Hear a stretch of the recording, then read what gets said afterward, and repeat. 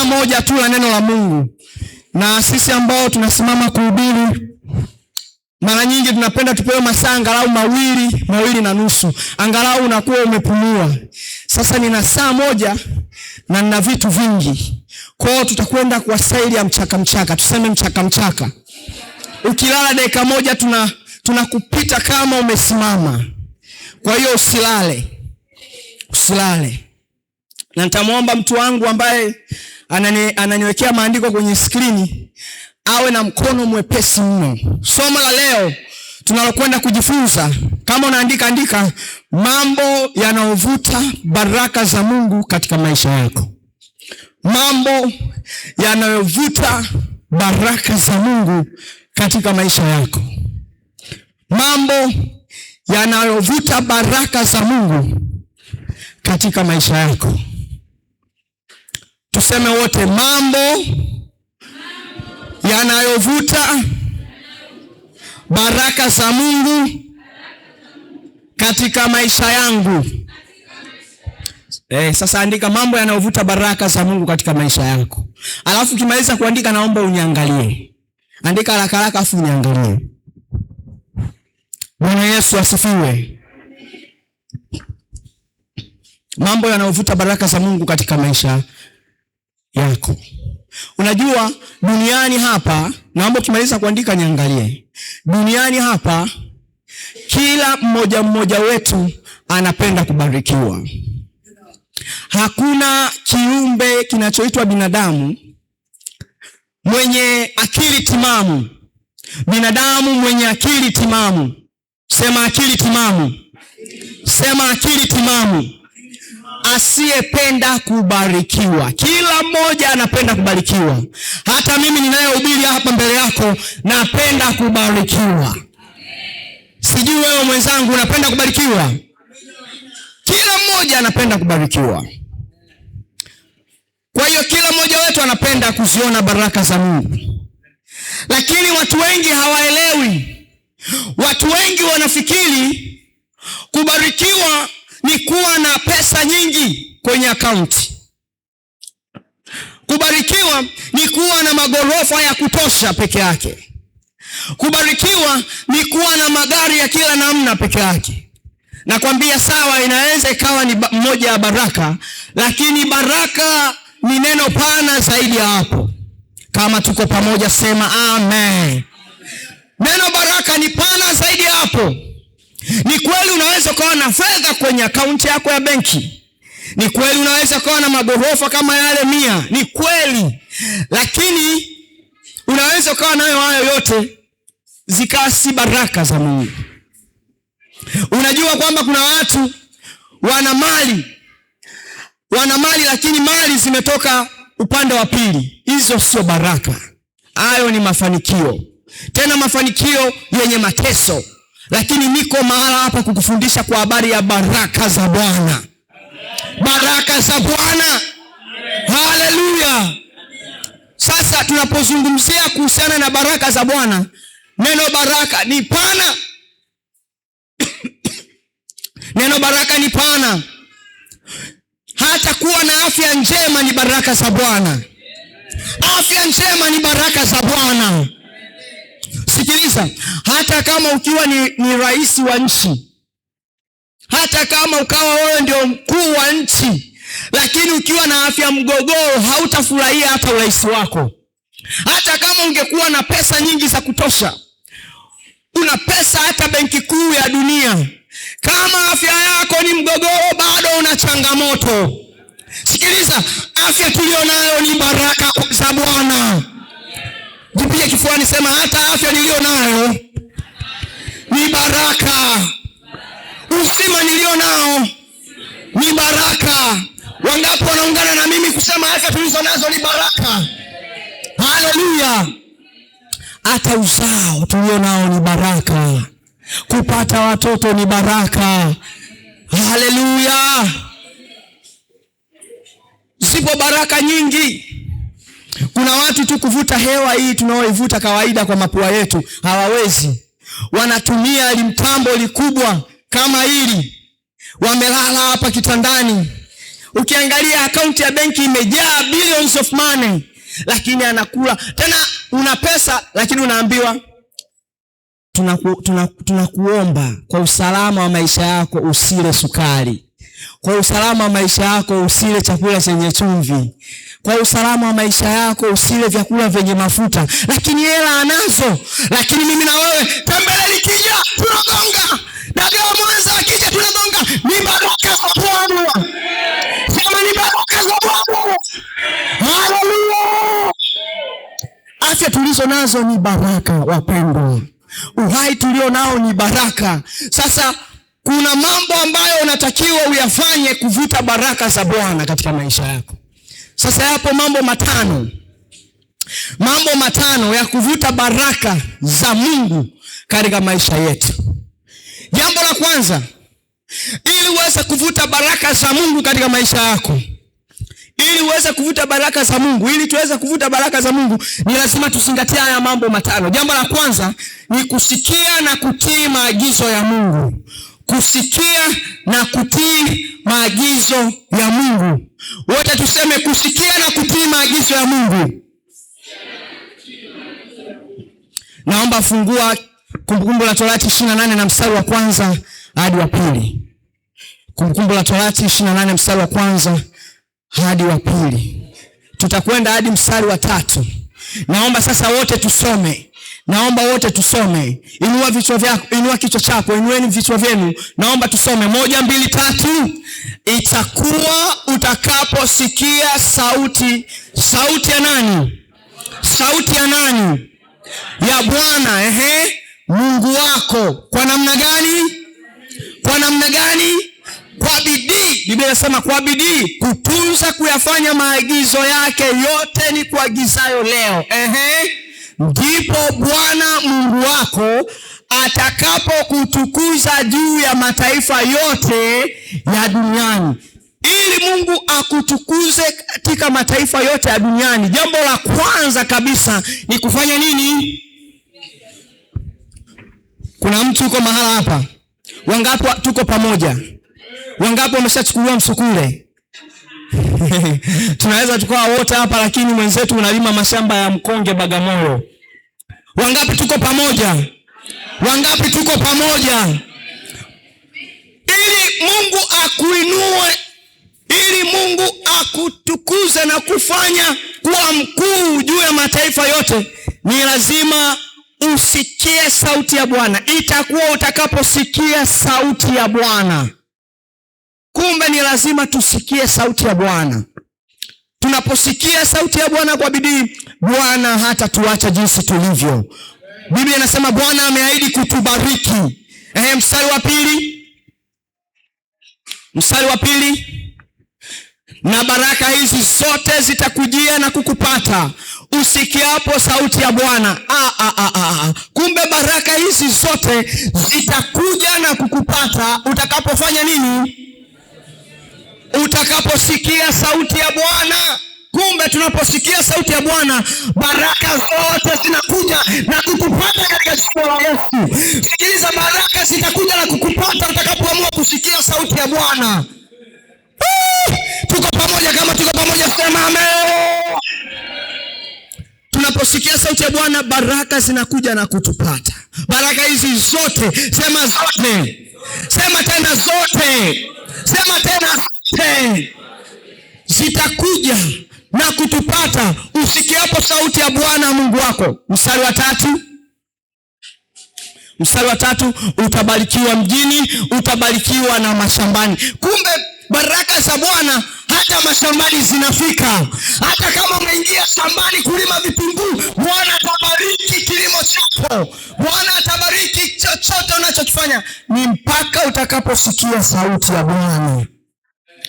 Tusikie sauti ya Bwana katika jina la Yesu. Tutamani kusikia sauti ya Bwana. Kumbe kubarikiwa kwetu ni lazima tusikie sauti ya Bwana. Ukisoma Isaya 1:19, Isaya 1 na mstari wa 19, Biblia inasema kama mkikubali na kutii mtakula mema ya nchi. Tuseme wote kwa sauti, kama mkikubali na kutii mtakula mema ya nchi. Ninasikia sauti ya wanyonge sana katika eneo hili. Tuseme wote kwa pamoja, mkikubali na kutii mtakula mema ya nchi. Kumbe katika kusikia sauti ya Bwana, katika kutii sauti ya Bwana, lazima tule mema ya nchi. Tutaketishwa na wakuu tunapokubali kusikia sauti ya Bwana na kutii sauti ya Bwana. Biblia inasema tutakula mema ya nchi. Haleluya. Kama tuko pamoja sema amen. Tukisikia sauti ya Mungu, sikiliza, ngoja nikwambie. Mtoto mtiifu ndio huwa anakula vya wazazi. Siku zote mtoto mtiifu anakula vya wazazi. Wangapi wana watoto? Hata wewe mwenyewe uliokaa hapo ni mtoto wa baba yako na mama yako. Unaweza ukawa ni shahidi. Unapokuwa ni mtoto usiyetii, mtoto ambaye haueleweki, mtoto pasua kichwa, sema mtoto pasua kichwa, hautafaidi mema ya wazazi. Lakini ukiwa mtoto mtiifu, msikivu, wazazi watakupenda. Wangapi wanakubaliana na mimi? Wangapi tuko pamoja? Wangapi wameshachukuliwa msukule? Ukiona unalala ama una usingizi mwingi wakati wa ibada, ujue ndo umeshachukuliwa huko Bunju B unaelekea Bagamoyo. Jitahidi, sema sitachukuliwa msukule katika jina la Yesu. Ukiwa mtoto usiye kuwa msikivu, hautakula vya wazazi. Hata mimi mwenyewe huwa napenda mwanangu nikimwambia kitu asikie, nimwambie mara moja. Sio kitu kimoja nizungumze mara tatu. Sana sana akiwa karibu ataambulia kofi. Sema kofi. Na kutuma uende ukafanye kitu fulani, unajizungusha zungusha. Na kutuma unajizungusha zungusha. Na kutuma unajizungusha. Utasikia pa! Utabaki unaangalia chini kama kuna meno yamedondoka. Kama hajadondoka unamshukuru Mungu, afu unaenda haraka kufanya kile nilichokuagiza. Lazima tusikie sauti ya Mungu. Mungu pia anawapenda wanaosikia sauti yake. Na siku zote Mungu anawabariki sana wale wanaosikia sauti ya Bwana. Kama tuko pamoja tuseme amen. Kwa hiyo ukikubali na kutii, Biblia inasema utakula mema ya nchi. Kumbe ni lazima kwanza tukubali alafu tutii. Wangapi wako tayari kukubali na kutii mchana wa leo? Wangapi wako tayari kukubali na kutii mchana wa leo? Tukikubali na kutii, mema ya nchi ni haki yetu, maana tumeshafanywa kuwa watoto wa Bwana. Haleluya. Tukikubali na kutii tutakula mema ya nchi. Haleluya. Haleluya. Haleluya. Yoshua 1:8. Yoshua 1:8. Biblia inasema hivi, kitabu hiki cha Torati kisiondoke kinywani mwako. Kitabu hiki cha Torati kisiondoke kinywani mwako, bali uyatafakari maneno yake mchana na usiku, upate kuangalia kutenda sawa sawa na maneno yote yaliyoandikwa humo. Kutenda sawa sawa na maneno yote yaliyoandikwa humo. Upate kuangalia kutenda sawa sawa na maneno yote yaliyoandikwa humo. Biblia inasema maana ndipo utakapoifanikisha njia yako. Haleluya. Maana ndipo utakapoifanikisha njia yako, kisha ndipo utakapostawi sana. Sema utakapostawi sana. Haleluya. Kumbe kustawi kwa maisha yetu yanategemea ni namna gani tumeshika kitabu cha Torati. Kitabu cha Torati ni neno la Bwana. Mungu huwa anazungumza na sisi. Mungu huwa anatupa maagizo. Mungu huwa anatuambia mambo ili tuweze kuyafanya. Ukifanya sawa sawa na jinsi Bwana anavyotaka, nakwambia tutaifanikisha njia ya kila mmoja wetu katika jina la Yesu. Unapotaka uifanikishe njia yako, fanya yale Bwana anayokuambia. Kama tuko pamoja sema amen. Sema tena amen. Sema tena amen. Ushike mkono jirani yako, mwambie jirani. Mwambie tena jirani. Ukitaka ufanikiwe, Fanya sawa sawa na neno la Bwana. Mwambie tena jirani, ukitaka kufanikiwa fanya sawa sawa na neno la Bwana. Mwambie tena jirani, ukitaka kufanikiwa fanya sawa sawa na neno la Bwana. Ongeza makofi na vigelegele kwa Yesu. Haleluya. Haleluya. Biblia inasema maana ndipo utakapoifanikisha njia yako, kisha ndipo utakaposawi. Namna gani? Namna gani? Namna gani? Namna gani? Sana. Kumbe kustawi sana kupo katika kulifuata neno la Bwana. Sema amen. Sema amen. Kulifuata neno la Bwana. Kumbukumbu la Torati 5:29. Kumbukumbu la Torati 5:29, Biblia inasema laiti wangekuwa na moyo kama huu ndani yao siku zote. Laiti wangekuwa na moyo kama huu ndani yao siku zote. Wakunicha, sema wakunicha. Alijafika hilo. Kumbukumbu la Torati 5:29. Kumbukumbu la Torati 5:29. Wakati tumeweka andiko, tafuta andiko lingine litegeshe kabisa. Nikiama unaama. Kumbukumbu la Torati 5:29. Laiti wangekuwa na moyo kama huu ndani yao siku zote, wakunicha na kushika amri zangu zote siku zote, wapate kufanikiwa wao na watoto wao. Alalalala. Ili andiko ni tamu. Siwezi kulisoma peke yangu, naomba tulisome wote. 1, 2, 3. Laiti wangekuwa na moyo kama huu ndani yao siku zote. Turudie tena. Laiti wangekuwa na moyo kama huu ndani yao siku zote. Wakufanya nini? Wakufanya nini? Turudie tena kwa sauti. Wakufanya nini? Wakunicha na kushika amri zangu siku ngapi? Siku ngapi? Jamani, siku ngapi? Siku zote. Wapate kufanikiwa wao na watoto wao. Kwa muda gani? Kwa muda gani kabisa? Kumbe tuna uwezo wa kufanikiwa milele. Tena sisi sio peke yetu, pamoja na watoto wetu. Haleluya. Ngoja nikuibie siri. Unapokuwa umeokoka na unaishi sawa sawa na neno la Bwana, hata paka wa nyumbani mwako anaweza akawa amebarikiwa. Hawezi kunielewa. Hata sungura, yani hata panya wa nyumbani kwako anabarikiwa. Baraka zinapokuwa nyingi nyumbani, hata panya, kwa sababu wakati mwingine ugomvi wa baba na mama ndio unaweza kusababisha hata panya akawa hawana amani. Hivi unajua hiyo? Hivi unaelewa hiyo? Baba kampiga mama kwenzi. Kwenzi limeuma, mama hasira zimehamia kwa mtoto, kamchapa fimbo. Mtoto naye kaenda kumwaga mboga.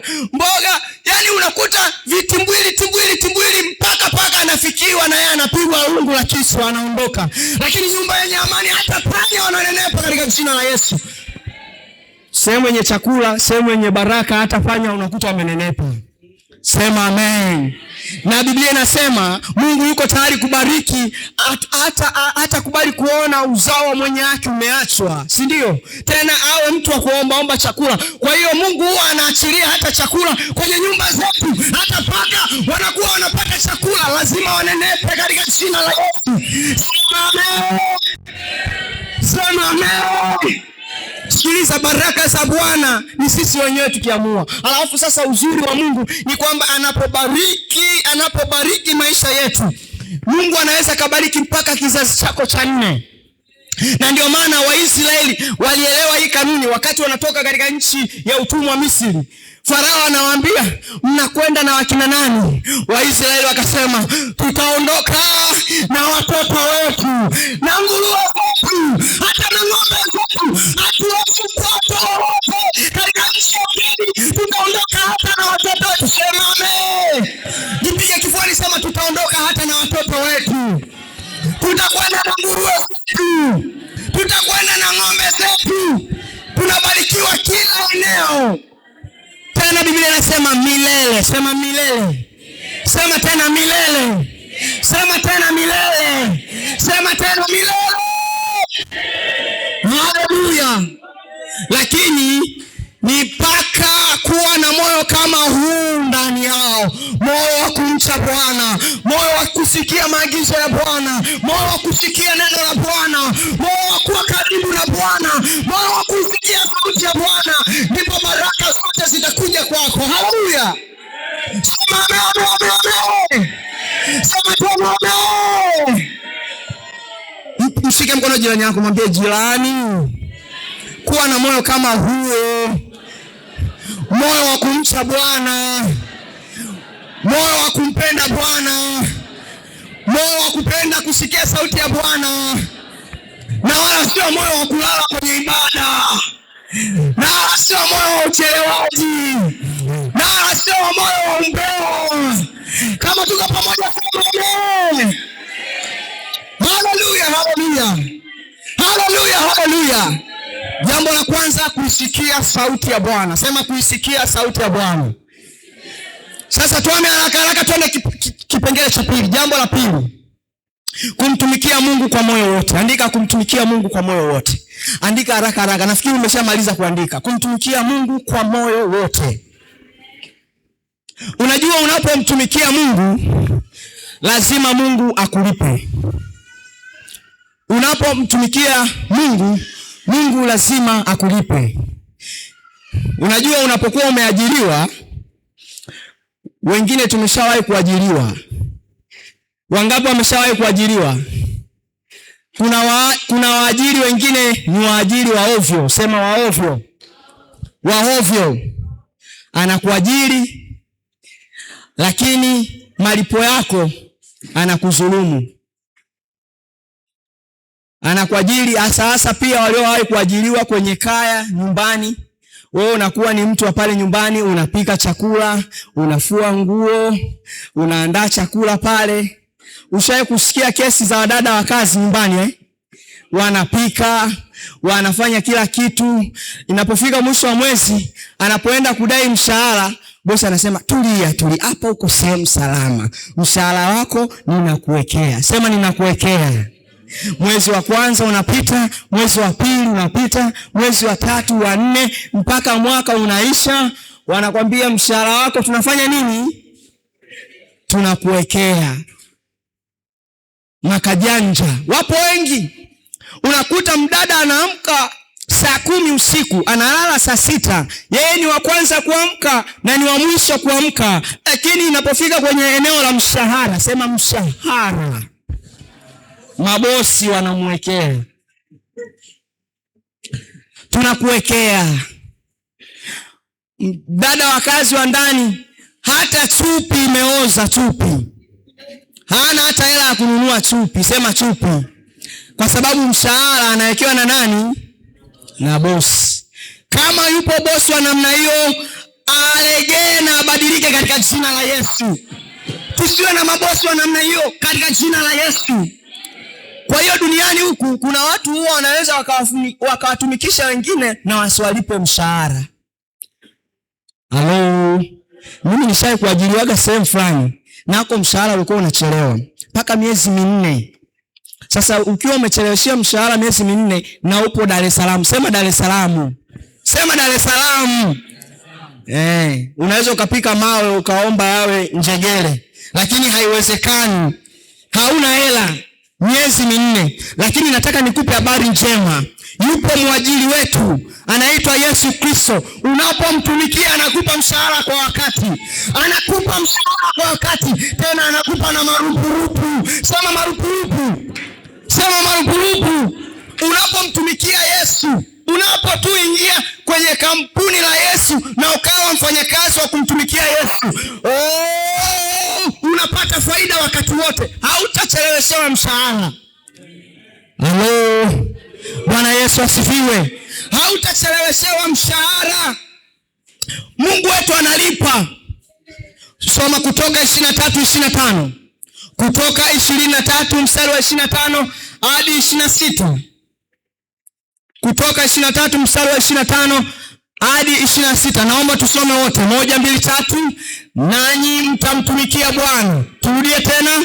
Nanyi mtamtumikia Bwana Mungu wenu, naye atakibarikia nini? Turudie tena kwa nguvu, atakibarikia nini? Baraka ya kwanza, sema mlo. Nina wasiwasi kuna watu washachukuliwa misukule. Bado hapo Kibo, tuamshe tuwarudishe kanisani. Hawezi kwenda mhubiri wakati mkamanda huko jirani. Mshike mkono jirani, mwambie jirani. Tunakurudisha Tegeta Beroya. Katika jina la Yesu. Sema amen. Jambo la kwanza ambalo Bwana anatubarikia pale, tunaona ni nini? Chakula. Sema mlo. Sema mlo. Niseme nisiseme? Kuna watu Bwana. Jamani. Wanaingia kwenye harusi, si unajua kwenye zile harusi. Naingia kwenye harusi, pale kwenye harusi wanapewa chakula, pale kunakuwa na kuku na nini. Sasa mtu anapiga mahesabu, nyumbani mboga sielewi, kesho anatafuta mfuko, anachukua zile kuku zile, anazipakia vizuri, anazipiga kwenye mkoba. Alafu anasema hii itakuwa ni mboga ya kesho. Ukimuuliza mpendwa, mbona unabeba kuku? Anasema nina mbwa wangu, nataka nikampikie ugali. Uongo! Na nikwambie, tuombe Mungu atubariki kwenye chakula. Mungu abariki chakula chetu, pasiwepo atakayelala njaa katika jina la Yesu. Haleluya. Mungu abariki chakula chetu, lakini nanyi mtamtumikia Bwana Mungu wenu, naye atabarikia nini? Chakula chako. Atabarikia chakula chako na maji yako, nami nitakuondolea ugonjwa kati yako. Kumbe Mungu anatubarikia chakula, anatupa maji ya kunywa, lakini pia anaondoa magonjwa katikati yetu. Lakini anayafanya haya mpaka tutakapofanya nini? Tutakapomtumikia. Kama tuko pamoja, sema amen. Wangapi wako tayari kumtumikia Bwana mchana wa leo? Wangapi wako tayari kumtumikia Bwana mchana wa leo? Haleluya. Yoshua 24:19. Yoshua 24:14 mpaka 18. Yoshua 24:14 hadi 18. Yoshua 24:14 hadi 18, Biblia inasema, basi sasa mcheni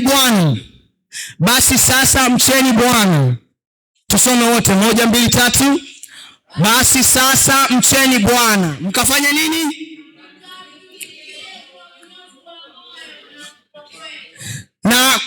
Na kuiweka mbali miungu ambao baba zenu walitumikia ng'ambo ya mto na huko Misri, mkamtumikia yeye nani?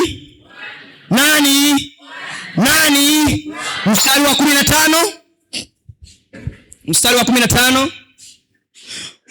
15. Nanyi kama mkiona ni vibaya kumtumikia Bwana, tuendelee, mtakaye mtumikia, kwamba ni miungu ile ambayo baba zenu waliitumikia ng'ambo ya mto, au kwamba ni miungu ya wale Waamori ambao mnakaa katika nchi yao. Lakini mimi, tuseme lakini mimi.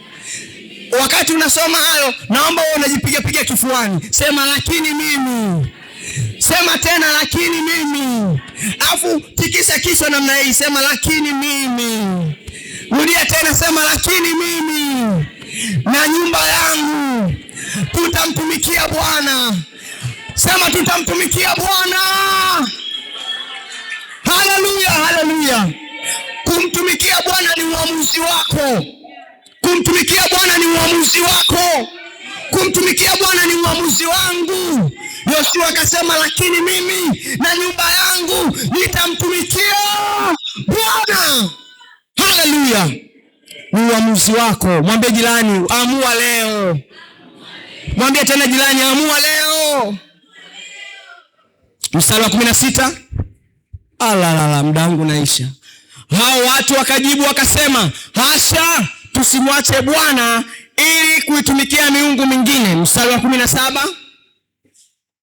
Kwa maana Bwana Bwana Mungu wetu yeye ndiye aliyetupandisha sisi na baba zetu kutoka nchi ya Misri. Unaona hapo? Kumbe Bwana ndiye aliyewapandisha wao na baba zao kutoka katika nchi ya nini?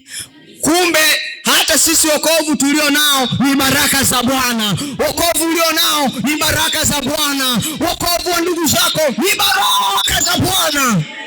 Haleluya, haleluya. Na ndiye aliyezifanya ishara zile kubwa mbele ya macho yetu na kutulinda katika njia ile yote tuliyoiendea na kati ya watu wa mataifa yote tuliopita katikati yao. Mstari wa 18. Bwana ndiye aliyewafukuza watu wa mataifa yote watoke mbele yetu, na Waamori waliokaa katika nchi. Basi kwa sababu hiyo sisi nasi tutamtumikia Bwana, maana yeye ndiye Mungu wetu. Hapa ngoja niseme.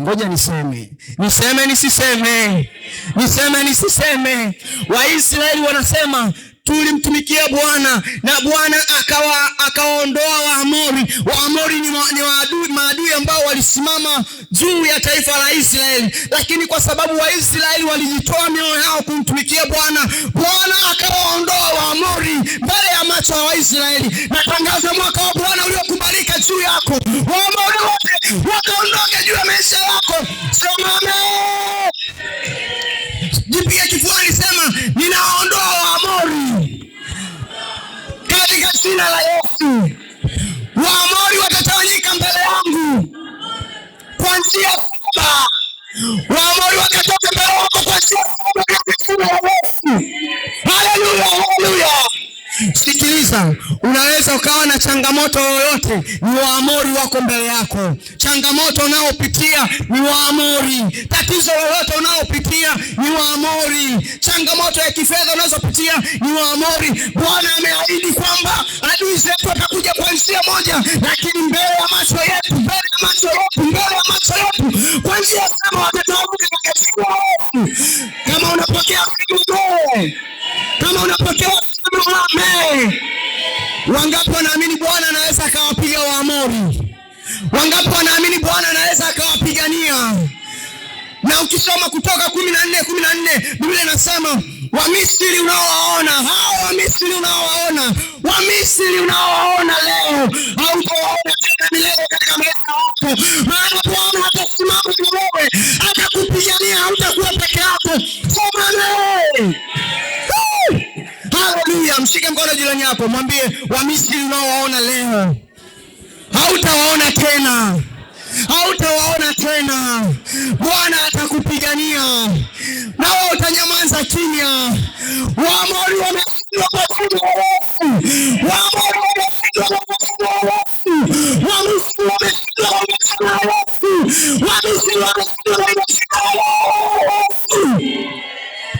Amen.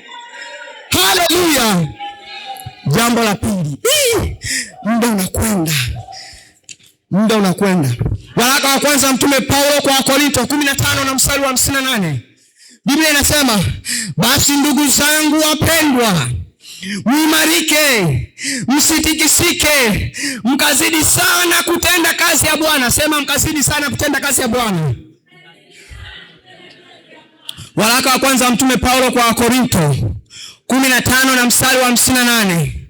Basi ndugu zangu wapendwa, muimarike, msitikisike, mkazidi sana kutenda kazi ya Bwana siku zote. Siku ngapi? Kwa kuwa mwajua ya kwamba, tuseme tena, kwa kuwa mwajua ya kwamba, tulie tena kwa sauti. Taabu yenu turudie tena kwa nguvu. Sio bure katika nani? Kumbe Mungu sio mzulumati. Unapofanya kazi kwa Bwana anasema haufanyi kazi bure. Lazima atakupa mshahara. Haufanyi kazi bure. Bwana lazima atakupa mshahara. Haleluya. Simame. Mshike mkono jirani yako, mwambie Mungu wetu haumfanyii kazi bure. Analipa mshahara. Analipa mshahara. Analipa mshahara. Haleluya, haleluya. Kwa kuwa mwajua ya kwamba taabu yenu, kumbe kwenye kazi ya Mungu taabu ipo. Maneno yapo. Majungu yapo. Changamoto katika kazi ya Mungu zipo. Lakini hatutakiwi kuzimia katika jina la Yesu. Na Biblia inasema tutapewa nguvu mpya na tutaruka kama tai. Tutaruka kama tai. Usichoke katika jina la Yesu. Sasa moyo fanya kazi ya Bwana. Hata kama unakutana na changamoto, Biblia inasema kazi yako sio bure mpendwa. Ongeza bidii kufanya kazi ya Bwana. Kazi unayofanya sio bure. Hata kama wanakusema fanya kazi ya Bwana, Bwana yuko tayari kukulipa katika jina la Yesu. Haleluya. Haleluya. Haleluya. Kazi ya Bwana si bure. Bwana analipa. Jipige kifuani, sema Bwana analipa. Sema tena Bwana analipa. Sema tena Bwana analipa. Ukisoma Marko 10:29 hadi 31, Biblia inasema hapa duniani tutapata mara 100. Sema mara 100. Na kama mnielewi, nasema hivi, katika Marko Biblia inasema hapa duniani tutapata mara ngapi? Mara ngapi? Alafu sasa inamalizia na baada ya hapo, bado hawajanielewa. Baada ya kupata hapa duniani, baada ya hapo uzima wa milele. Haleluya. Uzima wa milele. Ni sasa na wewe hapo uambiwe Bwana Rais wa Tanzania amesema wewe ni rafiki yake sana, kwa hiyo hautakiwi kuishi uraiani. Kuanzia sasa hivi Pasco utaishi Ikulu. Utaishi Ikulu. Hautakaa tena vichochoroni. Pasco kaa Ikulu. Hata kama hapa kanisani wewe ulikuwa rafiki yangu namna gani, nikitaka kuja Ikulu lazima nije kwa adabu. Lazima nije kwa adabu. Sikiliza, Bwana atatuketisha na wakuu. Sikiliza, Bwana amesema atatupa hapa duniani mara 100, lakini pia baada ya hapo uzima wa milele. Ninachoamini mbinguni ni kuzuri zaidi ya Ikulu. Mbinguni ni kuzuri zaidi ya Ikulu. Mbinguni ni kuzuri zaidi ya Ikulu. Wangapi wako tayari kupata uzima wa milele? Ninasema tumtumikie Bwana. Mshike mkono jirani yako, kamanda usife moyo. Mwambie jirani yako, kamanda usife moyo. Chapa kazi. Uzima wa milele uko kwa ajili yako. Pointi ya pili. Twende pointi ya tatu. Haraka. Lakini nimalizie Wakolosai kwanza. Wakolosai 3:23. Wakolosai 3:23 hadi ule mstari wa 24, Biblia inasema lolote mfanyalo lifanyeni kwa moyo. Nimekwambia kwenye kazi ya Mungu ipo taabu, lakini lolote unalolifanya kama kazi ya Bwana, tumeambiwa tulifanye kwa namna gani?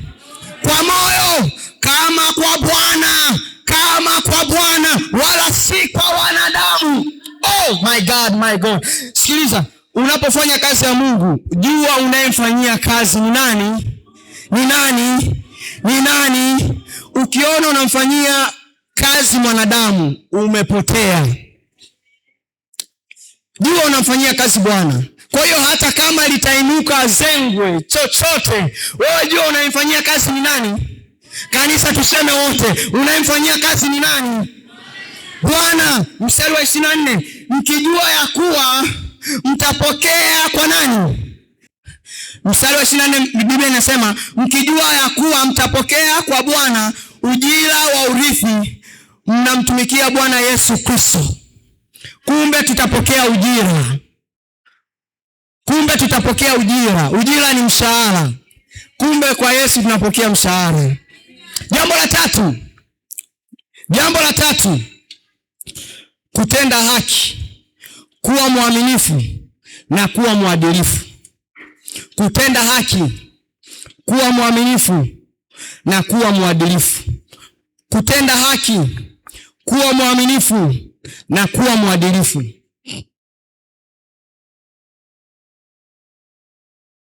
Kutenda haki, kuwa mwaminifu na kuwa mwadilifu. Bwana Yesu asifiwe. Ili Bwana aweze kukubariki, lazima uwe mwenye haki. Lazima uwe mwenye haki. Lazima uishie wokovu. Usiwe mguu ndani mguu nje. Leo uko kwa Yesu, kesho uko kwa shetani. Wewe upepo unakovuma ndiko unakoelekea. Ni lazima uamue kuacha ulimwengu, kuacha dunia, umwelekee Bwana. Unapokuwa mwenye haki, unapokuwa mwaminifu, unapokuwa mwadilifu, Bwana hatakuacha. Bwana hatakuacha. Bwana atakuwa pamoja na wewe. Haleluya. Zaburi 5 na mstari wa 12. Zaburi 5:12. Nataka ili andiko tulisome wote. Tena watatuongoza wamama. Zaburi 5:12, tusikie sauti zao pia. Zaburi 5:12, wamama 1, 2, 3. Kwa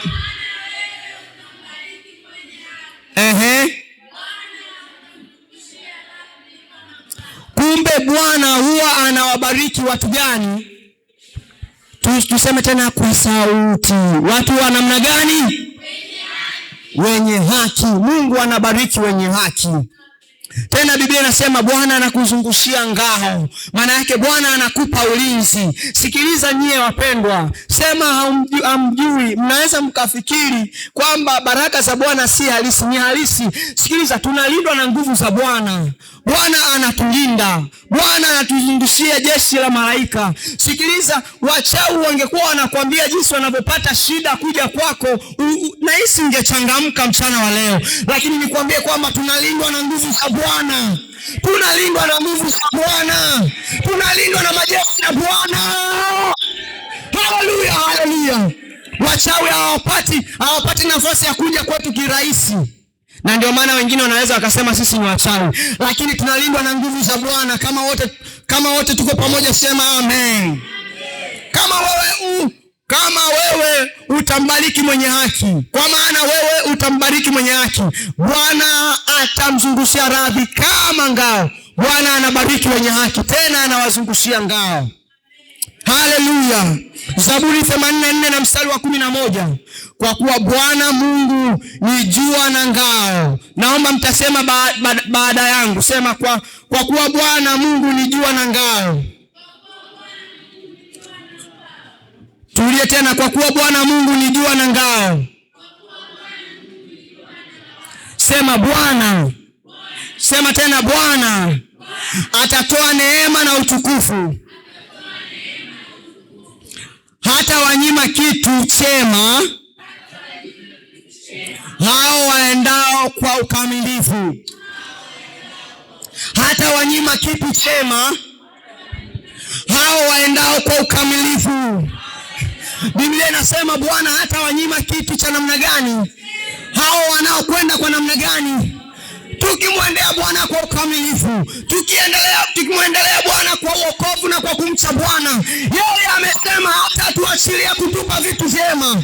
Bwana atatupa vitu vyema katika jina la Yesu. Mwaka huu ukawa ni mwaka wa kupokea mambo mema katika jina la Yesu. Mwaka huu niwe mwaka wa kuona baraka za Bwana katika jina la Yesu. Lakini ni lazima uwe mcha Mungu. Usiwe msanii. Mshike mkono jirani yako. Mwambie, mshike mkono. Mbona wengine hamjashikana mkono? Mshikeni mkono, mtikisane kabisa. Wote. Sema mpendwa, usiwe msanii. Usiwe msanii nyumbani mwa Bwana. Usiwe mjanja. Usiwe dalali kanisani. Okoka. Maanisha kuokoka. Ili baadaye Mungu akitujalia tuonane mawinguni. Itakuwa ni furaha tutakapokuwa mbinguni. Unamwona na Sadiki anaimba sifa. Unamwona na mzee Kivugo yupo naye anaimba sifa. Unamwona rafiki yako naye anamtukuza Bwana. Itakuwa ni furaha namna gani tutakapoonana mbinguni. Lazima tuwe watenda haki. Sema haki. Na Biblia inasema utafuteni kwanza ufalme wa Mungu. Na nini?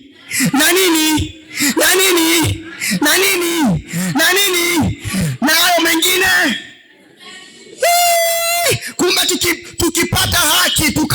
kuishi katika haki ya Bwana. Mengine ni marupurupu, yatakuja tu kwa wakati wa Bwana. Haleluya, haleluya, haleluya. Utafuteni kwanza ufalme wa Bwana na haki yake, na mengine yatakuwa ni ziada. Wangapi wanaamini kwamba Bwana ukimtafuta ukiwa mwenye haki, Bwana hatakuacha? Sikiliza, wanadamu wanaweza wakakuahidi uongo. Ngoja nimalizie hapa. Sitaweza kumalizia hayo mengine mawili, nimekimbia lakini sitaweza kumaliza. Wanadamu wanaweza wakakuahidi uongo. Na hata mtu wa kwanza aliyekuchumbia sio aliyekuoa. Alikuingiza chaka. Alikuchumbia akakupa ahadi nyingi. Unajua mimi nitakuoa, akakupa maneno mazuri mazuri, ukaingia kwenye 18. Subiria mwaka wa kwanza wa pili ukaachwa soremba. Wanadamu ni waongo. Na wengine wanaweza akakuahidi kweli ukaona watarajia, alafu kesho yake anasema unajua ni kweli nilikuwa nataka nikukopeshe ile milioni 2, lakini mke wangu ameumwa ghafla. Ile milioni 2 nimekata tiketi ya kwenda India. Naomba uniwie radhi. Sitaweza tena kukusaidia. Nataka nikwambie habari njema. Mungu wetu si mwanadamu aseme uongo. Anachokiahidi kwenye maisha yetu yeye anafanya. Akisema nitakubariki, Bwana atakubariki. Akisema nitakuinua, Bwana atakuinua katika jina la Yesu. Haleluya, haleluya. Hata binadamu wapinge, Bwana akisema lazima itakuwa hivyo katika jina la Yesu. Akisema atakuinua, lazima atakuinua katika jina la Yesu. Kama unakubaliana na mimi sema amen. Sema tena amen. Sema tena amen. Tusimame kwa miguu yetu. Nilitaka kusema mambo 5 lakini nimeishia 3. Unapotaka kuvuta baraka za Mungu, jambo la kwanza nimesema isikie sana sauti ya Bwana. Sikia sana sauti ya Bwana. Jambo la pili nikasema kumtumikia Mungu kwa moyo wote. Mtumikia Mungu kwa moyo wote. Jambo la 3, kuwa mwenye haki. Wewe tu kuwa mwenye haki. Simama kwenye haki. Simama kwenye wokovu wako. Simama kwenye haki. Bwana atakubariki. Maandiko yako mengi tena nimeacha mengi. Lakini jambo la 4 ambalo litakufanya ubarikiwe ni kutoa kwa moyo. Kutoa kwa moyo. Kutoa kwa moyo. Ukisoma hata katika ile Malaki 3 mstari wa 10 hadi 12, hadi gara zako zitafurika, zitabarikiwa. Tena utakosa mahali pa kuweka baraka. Lakini jambo la 5 ni kuatii wazazi wetu wa kimwili na kiroho. Mzazi hata kama ni mzazi wa kimwili, ana baraka zako. Kashika baraka zako. Hata kama ni mzazi wako wa kimwili, yeye bado ni mganga wa kienyeji, lakini bado huyo mzazi ameshika baraka zako. Bado anaweza akatamka neno la baraka juu yako na likashika. Sikiliza, hata kama baba yako, mama yako ni mganga wa kienyeji, bado unatakiwa kuwaheshimu wazazi wako katika Bwana. Na Biblia imetoa baraka nyingi. Kwanza, ukiwaheshimu wazazi wako, Biblia inasema utaongezewa siku za kuishi duniani. Ni baraka sio baraka? Ni baraka sio baraka? Ni baraka sio baraka? Hata kama wazazi wako hawajaokoka, endelea kuwabariki, endelea kuwatunza, endelea kuwaheshimu. Si wazazi wa kimwili tu, hata wa kiroho, na Bwana atakubariki sana katika jina la Yesu. Chunguza, unichunguze Bwana Yesu, nakuomba unichunguze. Chunguza Bwana, chunguza, unichunguze Bwana Yesu, nakuomba. Unataka kuona baraka za Bwana? Tuombe na wewe sasa. Chunguza Bwana, unatamani tuombe pamoja? Unatamani kuona baraka za Bwana zikiwa pamoja na wewe? Sogea mbele tuombe pamoja. Tuombe pamoja.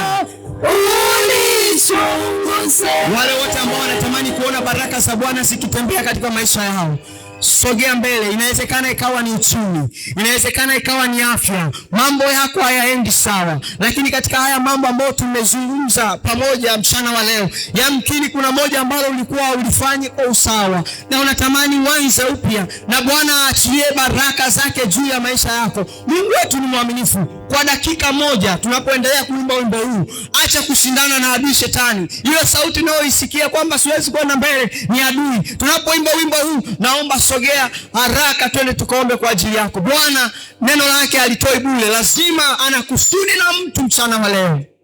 Chunguza, unichunguze Bwana Yesu, nakuomba unichunguze. Chunguza Bwana, chunguza, unichunguze Bwana Yesu, nakuomba unichunguze maisha yangu. chunguza Wewe Yesu, bado Roho Bwana ananiambia bado. Ukibishana na sauti ya Bwana hatutakulazimisha. Maisha yangu Bwana unichunguze, Yesu nakuomba unichunguze. Tunapokwenda kuomba saa hii, tunamwamini Bwana anaweza. Hakuna jambo lolote gumu mbele za Bwana. Mungu ameleta neno hili kwa makusudi. Yamkini ni ninyi Bwana anatamani kuwabariki wakati huu, na tunapokwenda kuomba kwa imani kwamba mnatamani kuzimiliki baraka za Bwana, baraka za Bwana zitakuwa halisi. Ni kuzingatia tu yale ambayo tumejifunza ili Bwana aweze kuachilia baraka zake. Niombe Pastor, karibu kwa ajili ya kutuongoza kwa maombi, kuombea watumishi wa Bwana. Baba, katika jina la Yesu Kristo, asante Yesu kwa Mungu mwenye uweza wote. Asante Bwana Yesu kwa ajili Jehova Nisi, achilia baraka mzuri Bwana. Achilia baraka za Tumejifunza neno lako Bwana uzima. Bwana ni mwema. Balo litakuwa msaada, litakawachilia baraka za kiungu juu ya maisha yetu. Katika Bwana na mbele yetu watumishi wako Mungu uzima wameona Bwana neno lako likiwagusa. Mungu wangu ni kuona kwamba wamepumzika kupitia neno. Mungu mwema, ninakusihi kwa huruma zako katika jina la Yesu, tunakuomba jina la Yesu, sifa, heshima na utukufu. Mungu achilia baraka tena juu ya watu ambao wanatamani Mungu zikawachilie sifa, heshima na utukufu. ukachilie rehema zako, ukawasamehe msaada, sifa, heshima na utukufu na enzi na mamlaka yote yako. Wewe kimbilio letu, sifa, heshima na utukufu. Achilia baraka za Mungu, achilia baraka za afya, achilia baraka za kiuchumi, achilia baraka za kuishi sawa sawa na mapenzi yako katika jina la Yesu. Asante kwa kuwa Bwana ni mwema, asante kwa kuwa Bwana ni kimbilio katika jina la Yesu, katika jina la Yesu. Sifa, heshima na utukufu na enzi na mamlaka zote zako. Ni Mungu kimbilio letu, Mungu msaada wetu, Mungu jemadari wetu, katika jina la Yesu Kristo. Sifa, heshima na utukufu na enzi na mamlaka zote zako. Ni Bwana kimbilio letu, ni Bwana msaada wetu, katika jina la Yesu. Asante kwa kuwa Bwana ni mwema, asante kwa kuwa Bwana ni kimbilio letu. Pokea sifa, heshima na utukufu na enzi, na baraka zako zitaambatana pamoja nao. Wewe ni mwema, wewe ni kimbilio, wewe ni mwema, wewe ni msaada, katika jina la Yesu Kristo. Asante kwa kuwa unastahili sifa, heshima na utukufu na enzi na mamlaka zote zako. Wewe Mungu kimbilio, Mungu msaada. Tunaamini Bwana utukufu wetu, ambao umepigania Bwana ukiwafunga hata wasiweze kufanya maagizo yako. Bwana, hayo ndiyo yamefanya kwa uzima, milango ya baraka kufunguka kwao katika jina la Yesu Kristo. Bwana wa uzima, sasa baraka zako, milango yako ya baraka ikawafungukie Bwana, wakaone kuinuliwa, wakaone kufungukiwa baraka zako katika jina la Yesu Kristo. Maana umesema ya kwamba watakaposikia sauti yako na kufanya maagizo yako yote Bwana, utakapoachilia baraka zako Bwana, achilia baraka zako juu ya watumishi wako hawa, zikawafunike Bwana, zikawachilie ufalme mwema. Yesu, ninakushukuru ya kwamba hizo maharibifu hatapata nafasi tena juu yao.